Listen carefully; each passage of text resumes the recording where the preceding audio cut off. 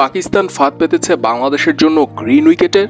তো সেই পাকিস্তানের ফাঁদা পাতি পাকিস্তানকেই ফাঁসিয়ে দিয়েছে বাংলাদেশের বোলাররা। পাকিস্তানি ব্যাটসম্যানদের কোমর ভেঙে দিয়েছে বাংলাদেশি বোলাররা। চরম পরীক্ষা নিয়েছে বাংলাদেশি বোলাররা। তো পাকিস্তানি পক্ষে দ্বিতীয় টেস্টের প্রথম দিন তো বৃষ্টিতেই ভেসে গিয়েছে। তো দ্বিতীয় দিনে আর্লি খেলা শুরু হয়। শুরুতেই টসে জিতে যান বাংলাদেশের ক্যাপ্টেন নাজমুল হোসেন শান্ত, আর সঙ্গে সঙ্গেই ফিল্ডিং নিয়ে নেন। আর ফিল্ডিং এ নেমেই প্রথম ওভারেই দুর্দান্ত একটা ডেলিভারিতে আব্দুল্লাহ শফিককে বোল্ড আউট করে প্যাভিলিয়নে ফেরত পাঠিয়ে দেন। দুর্দান্ত একটা শুরু এনে দেন বাংলাদেশকে। এই ম্যাচে 11-এর সুযোগ পাওয়া তাসকিন আহমেদ। এরপর ওয়ান ডাউনে নামা ক্যাপ্টেন শান মাসুদ এবং ওপেনার সাইম আইয়ুবের মধ্যে জুটি দাঁড়িয়ে যায়। তাদের জুটি ১৭ রান পার করে ফেলে। তাদের জুটিটা মাথা ব্যথার কারণ হয়ে দাঁড়াচ্ছিল বাংলাদেশের জন্য, কিন্তু সেই জুটিটাকেই ভেঙে দেন মেহেদী হাসান মিরাজ।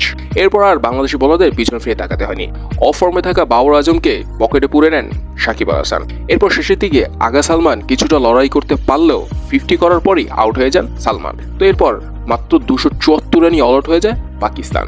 তো এরপর বাংলাদেশি ব্যাটসম্যানরা যখন নিজেদের প্রথম ইনিংসে ব্যাট করতে নামে, মাত্র ওভার বাকি ছিল 2টো। তো টার্গেট ছিল এই 2 ওভারের মধ্যে যেন কোনো উইকেট না হারায় বাংলাদেশ। সেই টার্গেটই ব্যাটিংয়ে নেমেছিলেন সাদমান ইসলাম এবং জাকির হাসান।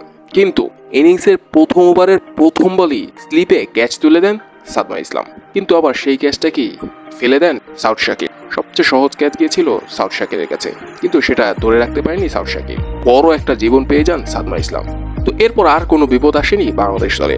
সুন্দর মতো 2টো ওভার কাটিয়ে দেন বাংলাদেশের 2 ওপেনার জাকির হাসান এবং সাদমান ইসলাম। বিনা উইকেটে দিনে খেলা শেষ করে দেন এই 2 ওপেনার। তো এখন বিশ্লেষকরা প্রশ্ন করছেন যে বাংলাদেশ কি এইরকম বাউন্সিং কন্ডিশনে 274 রান করে এর ওপর কি লিড নিতে পারবে? কেননা পিচে বোলাররা অনেক সুবিধা পাচ্ছে, বিশেষ করে পেসাররা তো অনেক সুবিধাই পাচ্ছে।